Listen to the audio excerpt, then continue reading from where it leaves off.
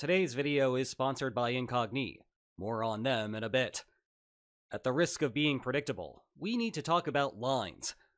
No, not those kinds of lines. These kinds of lines. The front lines of the war in Ukraine. Specifically what is happening, or not happening, with entrenchments in the east. They have low-key been the driving force of the war's pace for more than 2 years now. However, where they are starting to get attention today is through talks of a US-imposed/influenced ceasefire. Basically, a ceasefire line will come down from the heavens. Then, Ukraine, perhaps with international partners, will entrench the entirety of the line to ensure that Russia cannot easily try to restart the war later on. Think of it as a replication of the Korean demilitarized zone, except on the European continent, and 70 years younger. One slight problem. This historical analogy completely misconstrues the order of operations, and it fails to grasp the basic logic of coercive bargaining. Thus, today we shall pair the lines with the lines.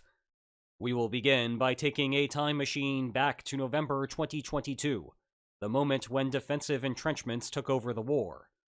Then we will fast forward to the spring of 2023, and how one particular line both stopped Ukraine and tricked Kyiv into not developing its own line. Afterward, we will discuss the current predicament that Ukraine finds itself in, along with the Russian perspective on a ceasefire line. And finally, we will conclude with how Ukraine can fix the problem and put itself in a better coercive bargaining position. Now, to be clear, simply turning the tide in a war is no easy feat. Sure enough, here, the solutions will be both time-consuming and expensive. Never mind literally earth-moving. It is easy to think to yourself, well, a trench is nothing more than a long hole in the ground. How hard could it be? It turns out it can be very hard, especially when another army is doing everything that it can to further make your life difficult. But success in this regard may be the difference between state survival and a fate that Kyiv would prefer to not even think about. But first, today's video is about where to draw the line when it comes to security. However, your personal security matters too. That is why it is only fitting that the sponsor of today's video is Incogni. Did you know that some of your personal data may just be sitting there on the internet, which could help cybercriminals take out loans under your name, give health insurance companies the knowledge to raise your rates, or allow bulk data brokers to add your name to lists of vulnerable targets, never mind all the other risks that you just saw on your screen? Well, fortunately, that is where Incogni comes in. You create an account, and then they do the dirty work to help remove your personal information. They will even handle any objections that data brokers make along the way. So take back your personal data with Incogni. Use code WilliamSpaniel, all one word, at the link below, and get 60% off Incogni's annual plan. That's right, a quick visit to incogni.com/WilliamSpaniel will have you all taken care of. For the beginning of our defensive line story, we travel back to November 2022 and the Russian retreat from Kherson. Up until that point, maneuver warfare had been the order of the day. Fast-moving strikes, and only brief periods of face-offs in the trenches. In brief, following Russia's initial declaration of the invasion, and then Ukraine's series of offensives, there were three main thrusts.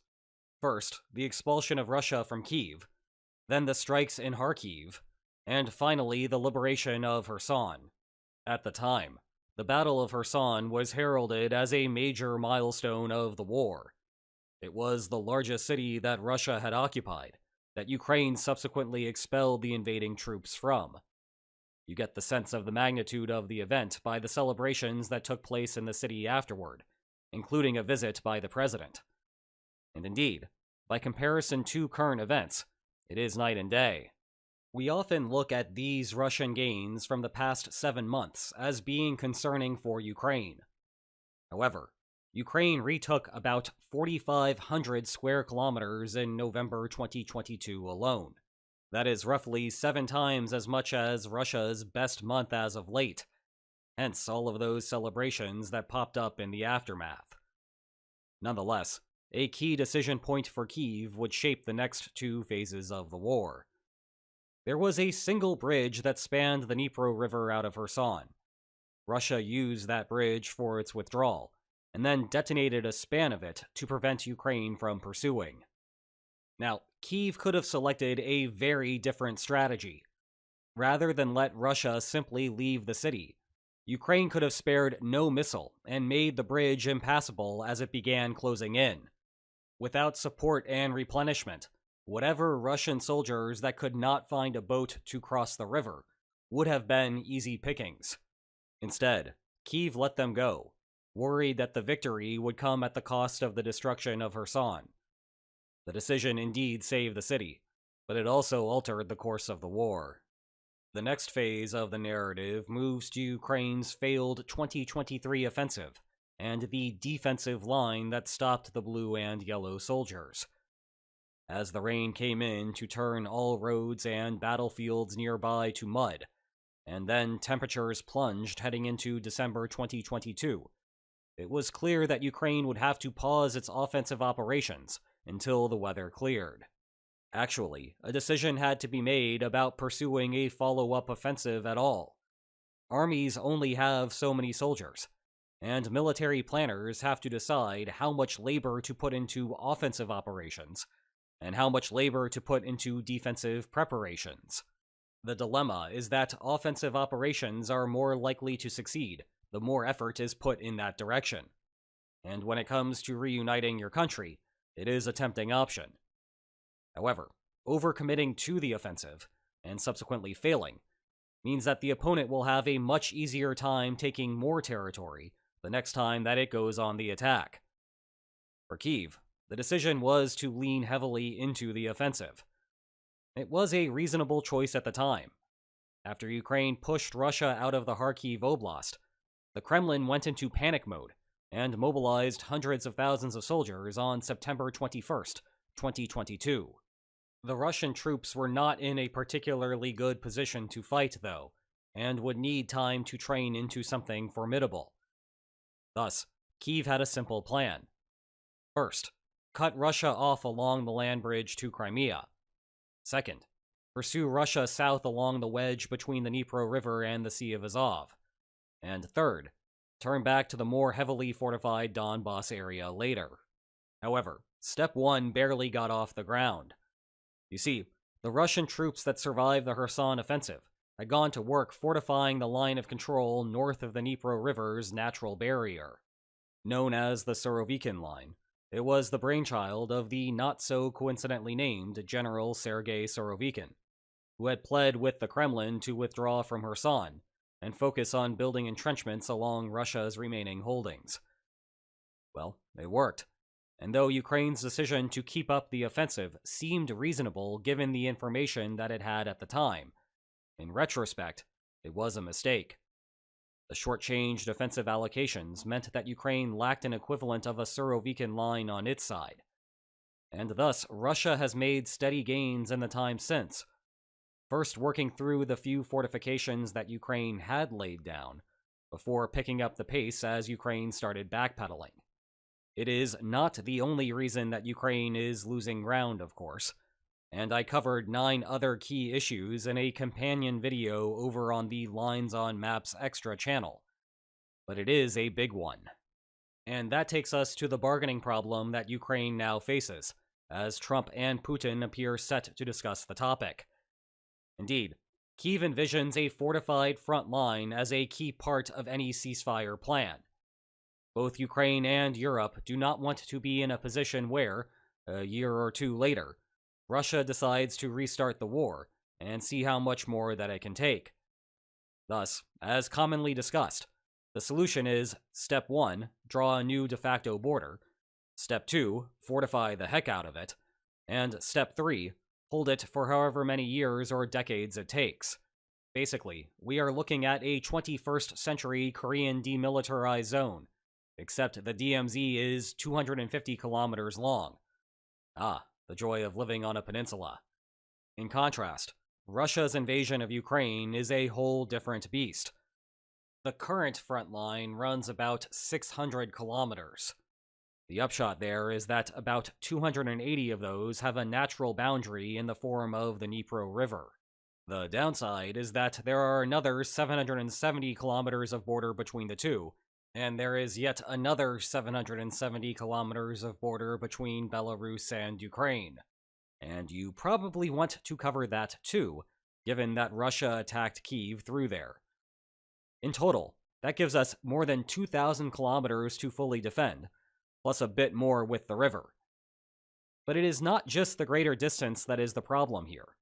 In fact, the bigger problem with using the Korean War as a model for today's situation is that it completely flips the ordering of what happened 70-something years ago, and runs against the basic logic of the feasibility of peaceful settlements. Let's start with the latter part. Ending a war requires relative consensus on what the expected outcome of the conflict would be, should it be fought to a military conclusion. Going to the bitter end results in all sorts of costs, both human and financial. Certainly the Kremlin is aware of this, given how bloody the ongoing offensive has been. Let the white line represent a hypothetical expected outcome of the war, and represent those costs in terms of the square kilometers between the white line and each country's respective colored line. Thus, we are left with a range of settlements mutually preferable to war. If only it were that simple. One layer of complication here is that the expected outcome of the war fought to a complete conclusion, absent a ceasefire, must be roughly equivalent to the expected outcome of a war fought to a complete military conclusion if restarted after a ceasefire is implemented. Put simply, the military outcome now needs to be similar to the outcome of the hypothetical second Russia-Ukraine war. For example, suppose that Russia anticipates that continuing the war would produce an outcome that looks like this. Then the minimum ceasefire line acceptable to the Kremlin is this literal red line. But you can imagine what would happen if Ukraine suddenly forked over that much territory. The line on the other side is still not set up, and Russia has not been drained of any of its men or materiel in the process. But differently, Russia would still be ready to keep on fighting. And now that it already took control of territory out to here, its expected outcome if it restarts things has instantly shifted out to there. No way that the Kremlin would follow the ceasefire line as structured at that point. And as much as I hate to draw on World War II analogies, this was the central problem with the Munich Agreement. It handed over the best fortified positions of Czechoslovakia. What a shock it must have been to discover that Nazi Germany, now in a better position militarily than it was previously, started demanding more land. So much for peace for our time. The alternative is to build a line closer to where the front is currently. But that just falls flat on its face if it is worse than what Russia expects from continued war, precisely because it fortifies the area in a manner favorable to Ukraine. And indeed, this is a problem that the Kremlin raises whenever discussions of a settlement arise, seen here from Putin's end of 2024 press conference and call-in show. This is where the comparison to the end of the Korean War falls apart. The ceasefire worked there because the sides had been fighting to a stalemate over the same strip of territory for an extended period of time by that point. Consequently, fortifying what would become the demilitarized zone roughly matched what the war expectations were. And, equally important, neither side was gaining a military advantage by scaling up their fortifications in the area. One side's gain simply offset its opponent's gain. In other words, the current discourse on frontline fortifications flips the ordering. It is not Step 1 ceasefire, Step 2 fortifications. It is Step 1 fortifications, Step 2 ceasefire. Now, we have discussed before the logic of the conditional armament peace plan coming from the United States, where aid gets cut to Ukraine if Ukraine refuses, and gets ramped up if Russia refuses. It is fully possible for such a proposal to overcome the bargaining problem described here. However, it is reaching a peace the hard way, and not where Ukraine has good bargaining leverage. time to conclude with some brief thoughts about how Ukraine could solve the problem, or at least maybe mitigate it. Well, building a solid front line is the answer, though obviously that is easier said than done. It is a bit surprising that Ukraine has not been able to sort out the problem more than a year into Russia's offensive. It is especially surprising given that Ukraine has not suffered the same problem north of Kharkiv. This bump in territorial exchange from May 2024 occurred because Ukraine had left open a small window for Russia to take, should Moscow decide that it was worth the redeployment. However, unlike the Eastern Front, this did not cause a spillover problem. Russian gains plummeted the following month, and only went up afterward due to losses in the east. One issue is that choosing a location for a front line comes with its own trade-off. The closer to the current line of control, the more that you ultimately keep. However, you have less time to construct it, and if it gets run over, then you are back to square one. It seems hard to believe that Ukraine would keep getting this problem wrong for more than a year. Heck, a conspiracy theorist might suggest that Ukraine is doing this as a political strategy to maximize Russian casualties, baiting the Kremlin into trading land in hopes that the deaths cause political turnover in Moscow. Alternatively, maybe Ukraine just cannot stop Russia right now, in which case there will not be a deal with Russia anytime soon, US intervention or not. Regardless, Ukraine really needs to just pick some place, fortify the heck out of it, and hold steady from there. That would perhaps require more manpower and materiel. Where the manpower will come from? Good luck. Ukraine has an untapped cohort that Kyiv has not wanted to mobilize, because the government would really prefer that they make babies instead. Hooray, demographic legacies of the Soviet Union. At least putting them in such a role is away from the current line of control, so they would be at a lower risk of casualties. On the western side of things, ramping up equipment to build fortifications would be a start. Remember, this is something that gives Ukraine better bargaining leverage in ceasefire negotiations. And if those negotiations fail, it still benefits Ukraine militarily on the battlefield. That, of course, is just one part of solving Ukraine's problems on the Eastern Front. You can learn more about the other issues by watching today's companion video over on Lines on Maps Extra. Thanks again to Incogni for sponsoring today's video, and you can learn more generally about the war by reading one of these two excellent books on the subject. Check the video description for more information about them. And if you enjoyed today's video, then please like, share, and subscribe, and I will see you next time. Take care.